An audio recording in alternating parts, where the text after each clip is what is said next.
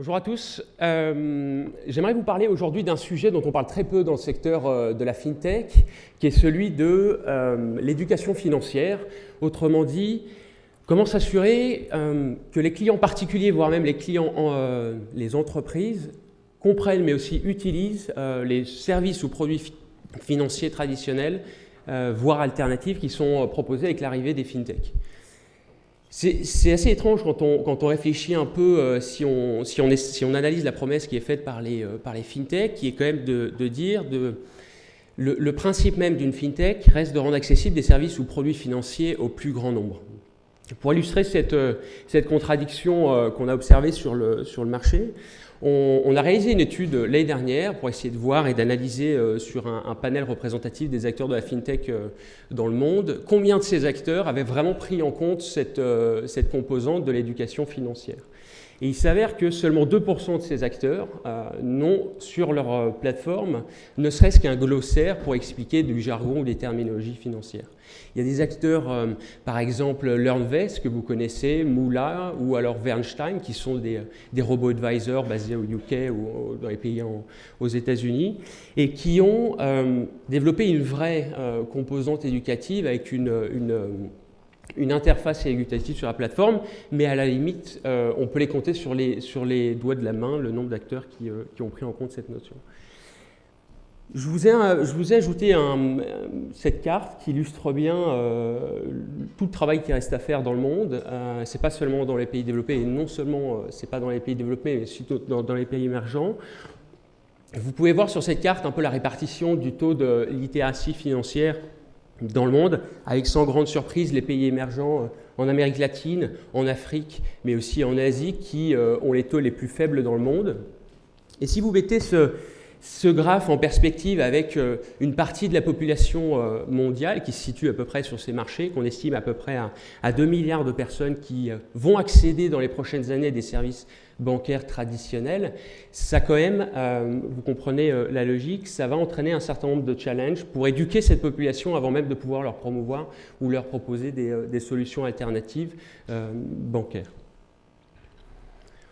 Je vous ai ajouté un certain nombre de chiffres pour que vous compreniez bien la problématique dont on parle. C'est vrai que le marché de l'éducation fait partie de ces rares secteurs qui ont connu peu de disruption au sens technologique du terme.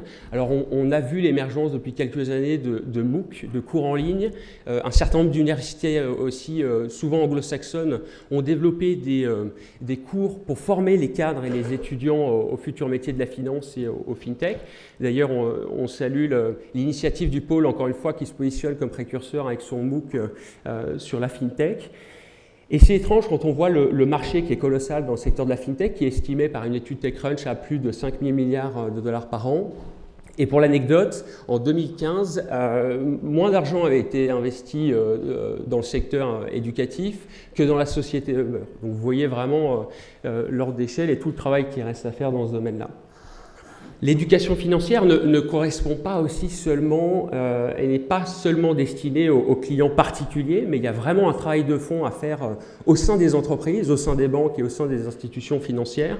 Ce chiffre en témoigne d'une étude PwC qui démontrait que près de 94% des cadres dans les banques estiment ne pas être prêts à accueillir les innovations financières.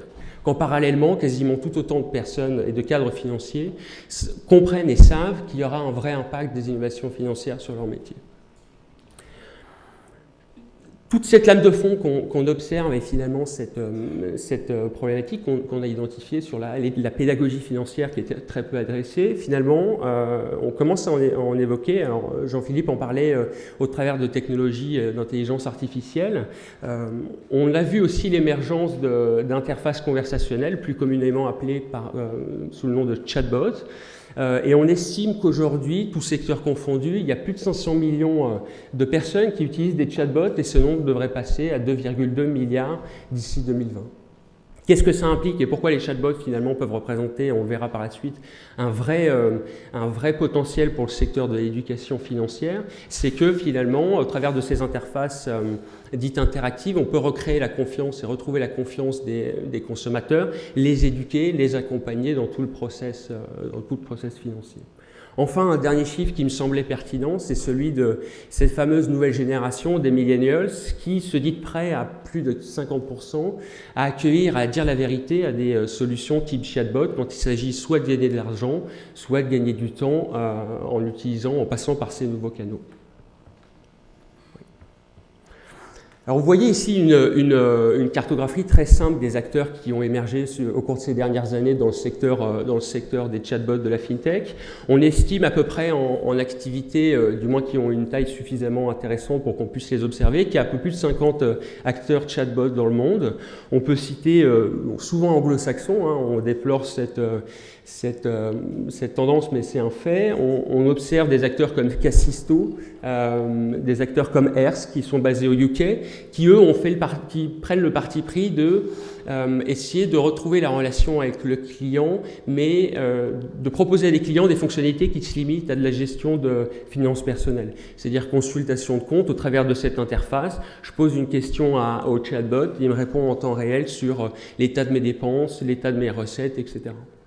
D'autres acteurs comme Personetics, par exemple, qui est probablement l'un des leaders dans ce domaine-là, de l'intelligence artificielle appliquée au domaine chatbot, qui eux ont développé une solution plug and play pour les acteurs bancaires et financiers et qui, à défaut de réinventer la banque dans son ensemble, prennent le parti pris de mettre à disposition de ces acteurs-là leur technologie pour essayer de retrouver le contact avec les clients et en s'appuyant sur une architecture d'intelligence artificielle.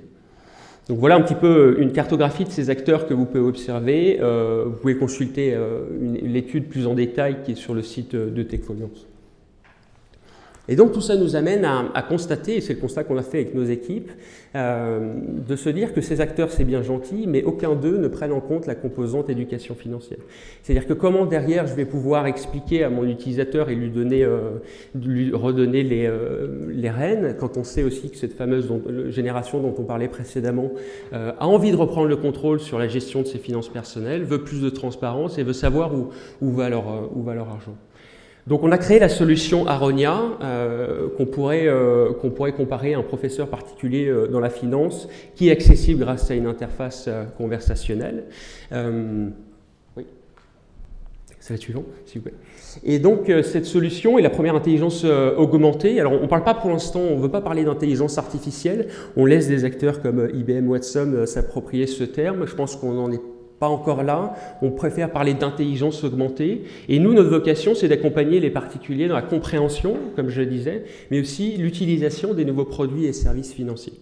Alors, on a développé une offre B2B qui se met à disposition sous format plug and play des acteurs bancaires et financiers. C'est une offre multicanale, donc on pourra retrouver à la fois sur la plateforme, comme je le disais, qui viendra se plugger, mais aussi sur des nouveaux canaux de communication, là où on peut cibler et s'adapter aux usages de la nouvelle génération et d'une génération qui utilise des canaux nouveaux, comme par exemple Facebook Messenger, Slack pour les entreprises, WhatsApp, etc.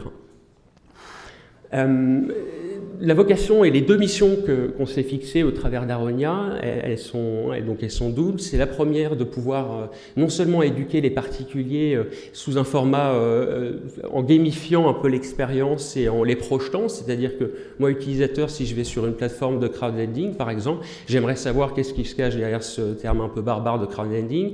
J'aimerais aussi pouvoir me projeter, c'est-à-dire que si j'investis 1 000 € sur cette plateforme, au regard du track record que cette plateforme a pu obtenir durant les années passées, qu'est-ce que je peux espérer obtenir sur cette plateforme avec les 1 000 € investis. Et donc ça, c'est la première composante, de pouvoir permettre aux entreprises d'éduquer leurs clients sur les produits et services financiers qu'ils proposent. La deuxième composante, c'est sur l'éducation et l'acculturation en interne. C'est vrai qu'on oublie très souvent que c'est bien gentil, généralement, le top management des acteurs bancaires, des banques ou des grandes institutions parle très souvent, et maintenant c'est dans toutes les bouches, de transformation digitale. Mais comment est-ce que derrière, vous allez pouvoir accompagner vos collaborateurs sur les futurs métiers de la banque, accompagner les collaborateurs sur la compréhension de cet écosystème et potentiellement connecter les collaborateurs avec ces acteurs. Il y a une grande banque française qu'on peut citer qui est BNP, qui a commencé un peu à travailler sur ces problématiques en créant un programme d'ouverture de la banque et dont la vocation est de connecter les collaborateurs avec des startups. La réalité des choses, c'est qu'ils ont pas trop de difficultés à essayer de trouver des solutions innovantes sur le marché. Maintenant, on peut voir que le marché en foisonne, il y en a beaucoup. La grosse difficulté, c'est aussi d'acculturer les collaborateurs et de leur expliquer concrètement comment se connecter, quelle est la valeur ajoutée de ces nouvelles solutions et quel sera l'impact sur leur métier plus tard.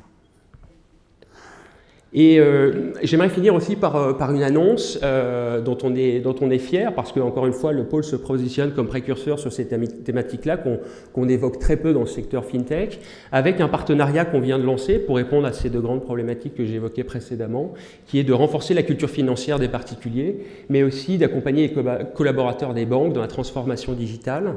Et on a lancé cette semaine notre solution qu'on a pluguée sur les sites du pôle, que vous pourrez retrouver, dont le but est de pouvoir créer une interaction et pouvoir accompagner les utilisateurs et les différents clients sur une meilleure compréhension de ces terminologies, de cet écosystème et derrière faire la promotion aussi de l'écosystème FinTech.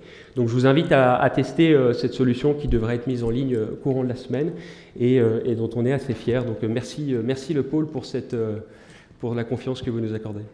Voilà, merci beaucoup. Merci à vous.